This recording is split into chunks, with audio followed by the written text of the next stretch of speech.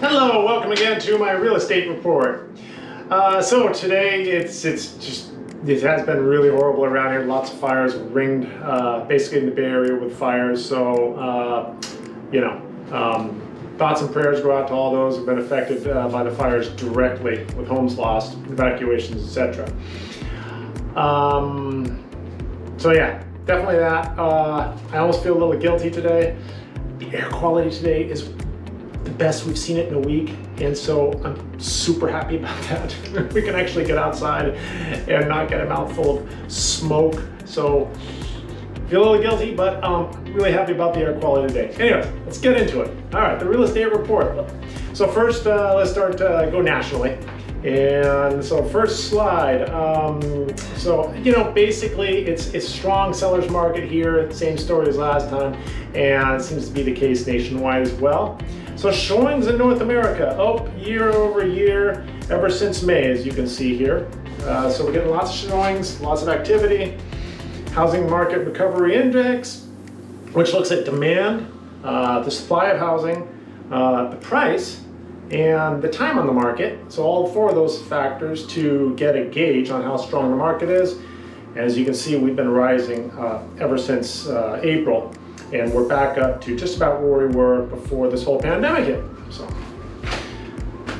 So what do the experts have to say about where these home prices are going to go over the next year? All right, so here we've got 9 experts weighing in, and so 7 out of the 9 are saying positive, right? So anywhere from percent to 4.4% up in a year, which is great news because there's a lot of buyers paying well over the list price in today's market, and they definitely don't want to see the prices drop. Even if they stay the same, the experts are saying it's going to go up. And these same experts, a quarter ago, I don't have the data out now. You can go back and look at a couple of videos ago, but they were much less rosy.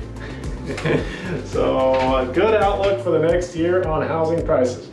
All right, so what are we looking at on listings coming on the market? So we're in the middle of the summer market. There are listings coming on, there's a lot. There's way more demand, and they're all getting soaked up. So here you can see, yes, listings are climbing, but they're getting bought. So total listings has been going down through the spring and summer markets.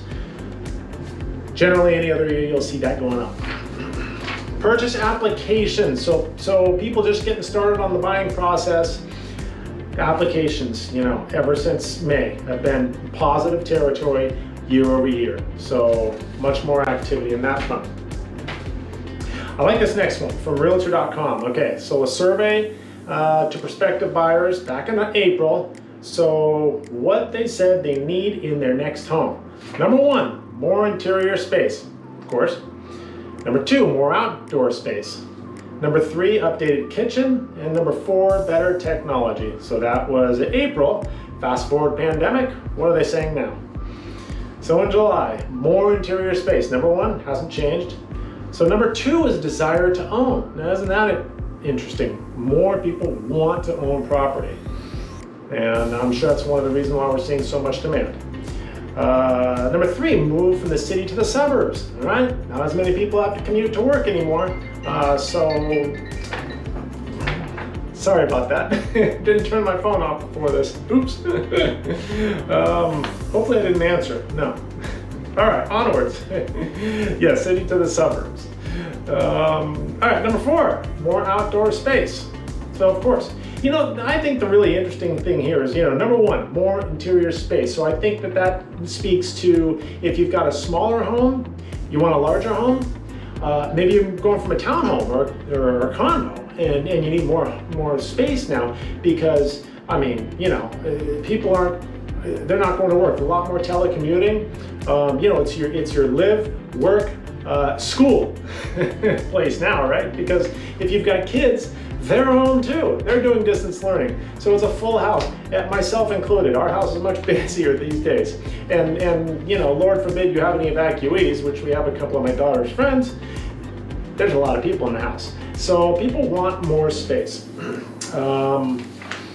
All right, on to the next one. Plan to buy a home due to remote workability. So 37% of the respondents said you know, now that we don't have to commute in as much, maybe we can buy somewhere else. So 30%, over a third of people say, yeah, that's a factor.